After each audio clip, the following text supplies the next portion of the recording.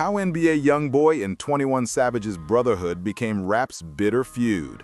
21 Savage and NBA YoungBoy went from pulling up to each other's hoods without weapons to one of rap's most bitter feuds. We're talking about a friendship so tight that YoungBoy literally tattooed 4L on his neck for 21 Savage. But on November 6, 2020, everything changed forever.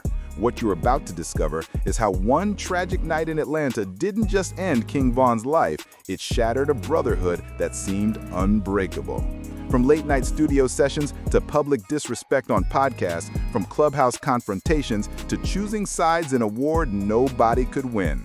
By the end, you'll understand exactly how loyalty, the very foundation of hip-hop culture, became the weapon that destroyed one of the game's most genuine friendships. The beginning, 2016, 2017, when both YoungBoy and 21 Savage were hungry young artists grinding to the top. These weren't industry plants, these were street cats who turned pain into platinum. Kentrell Gaulden, known as NBA YoungBoy, was making waves from Baton Rouge. By 2017, he was dropping mixtapes constantly. AI YoungBoy hit number 24 on the Billboard 200 while he was still technically independent. When YoungBoy rapped about struggle, loss in the streets, you felt every word. Tracks like Outside Today weren't just songs, they were confessions. Meanwhile, Shayab Ben Abraham Joseph was building his empire as 21 Savage in Atlanta. Issa album debuted at number 2 on the Billboard 200. What made 21 different was his delivery. That monotone, emotionless flow wasn't an act, it was survival. Both artists represented something real. This wasn't flashy, Instagram-friendly rap. This was street rap with substance.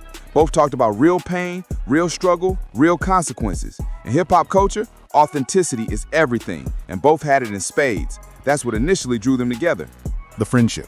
The exact details of how they first connected aren't completely public, but by late 2017, early 2018, these two were building genuine brotherhood. This wasn't just industry networking, this was real. They were introduced through mutual connections in the Atlanta music scene. They spent hours together in the studio, not just making music, but building genuine connection. They were both young, both hungry, both dealing with sudden fame while trying to stay true to their roots. The respect was mutual and immediate. 21 saw in YoungBoy a kindred spirit who understood the weight of representing the streets while navigating the industry. YoungBoy saw in 21 someone who had successfully made that transition without compromising authenticity. The 4L tattoo. Sometime in 2018, NBA YoungBoy made a shocking decision. He got 4L tattooed on his neck. 4L stands for life, directly connected to 21 Savage's brand and movement. In hip-hop culture, getting someone else's brand tattooed on your body is the ultimate sign of respect and loyalty. This is permanent. This is saying, I'm willing to carry your name on my body for the rest of my life. When YoungBoy got that 4L tattoo, he was making a statement to the entire hip-hop community. 21 Savage wasn't just a friend or collaborator, he was family.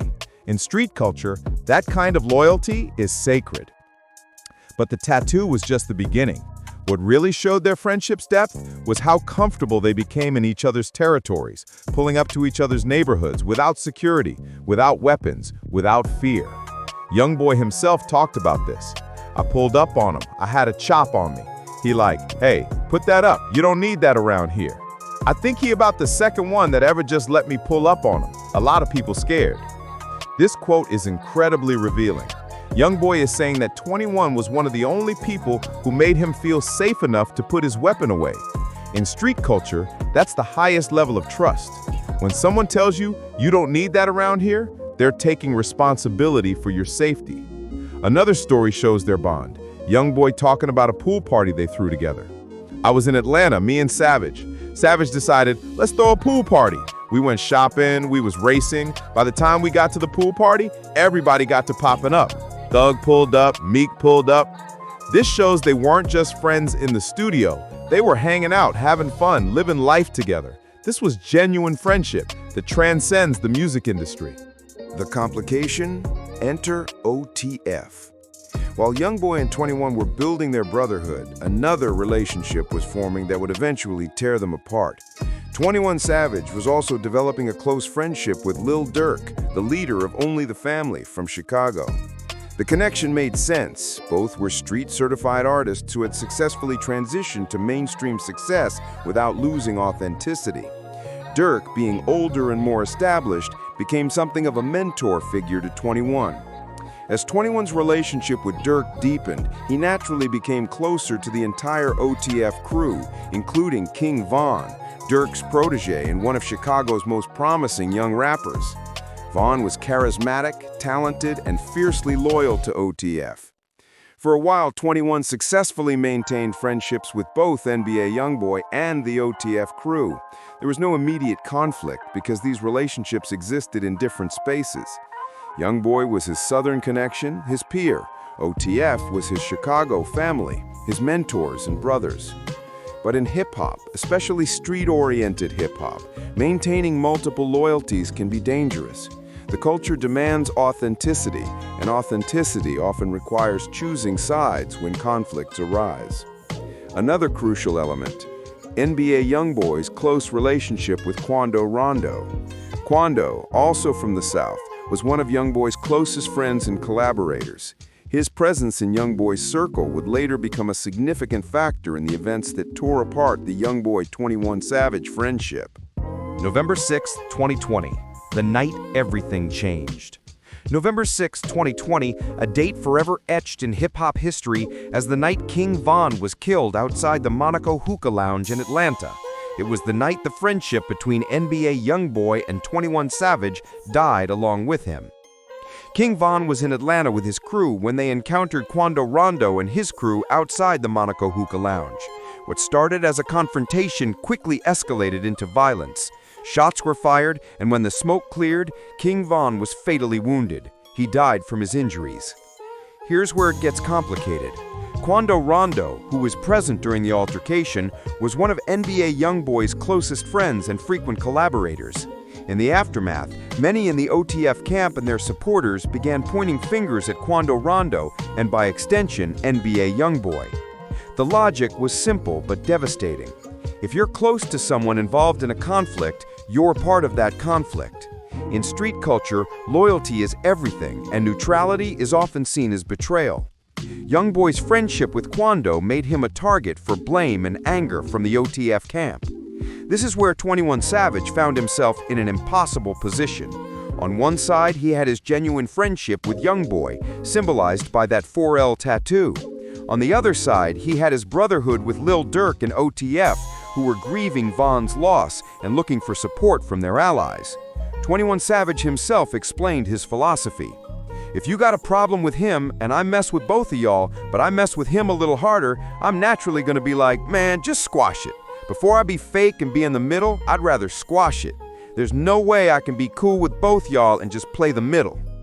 This quote perfectly captures 21's dilemma. He couldn't stay neutral because that's not who he is. His loyalty is absolute, and when forced to choose, he chose the side he felt more connected to.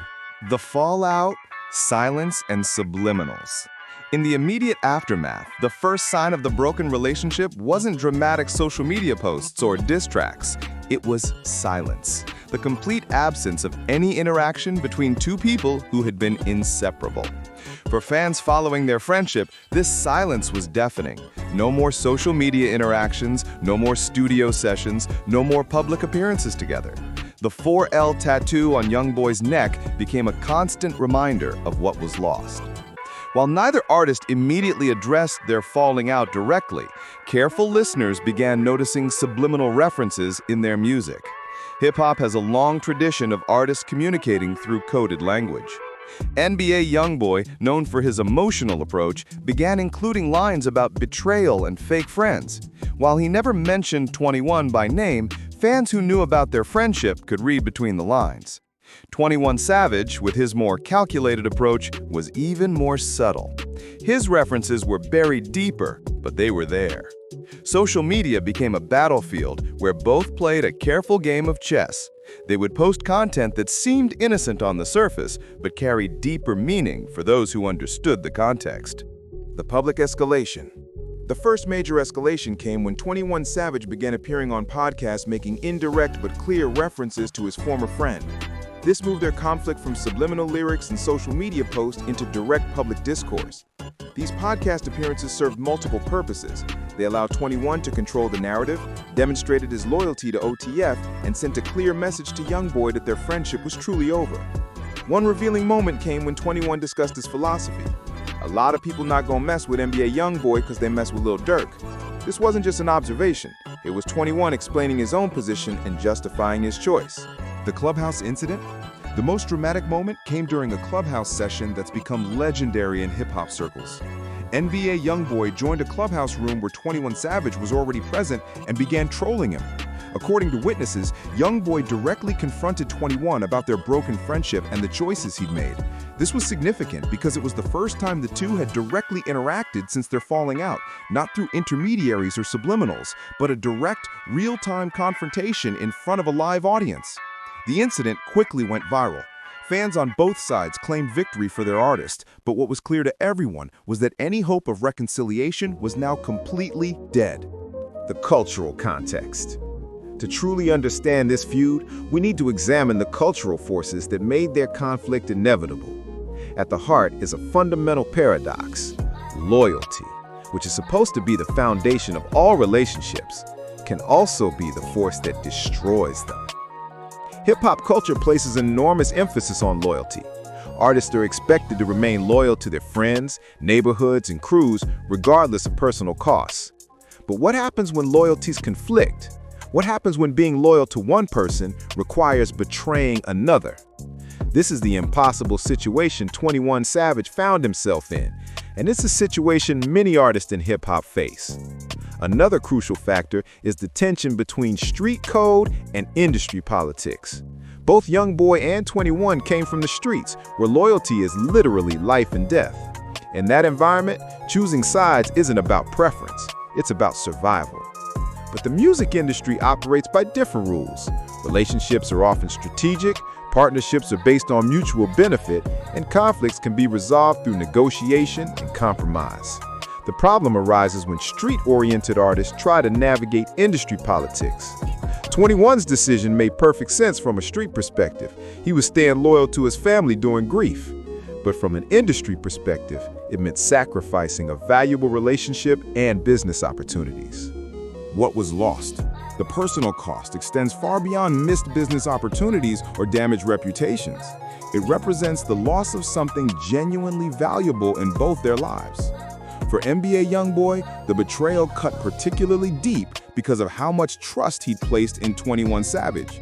The 4L tattoo serves as a permanent reminder of that trust and its violation. In hip-hop culture, where authenticity and loyalty are paramount, having someone you trusted enough to permanently mark your body with turn against you is devastating.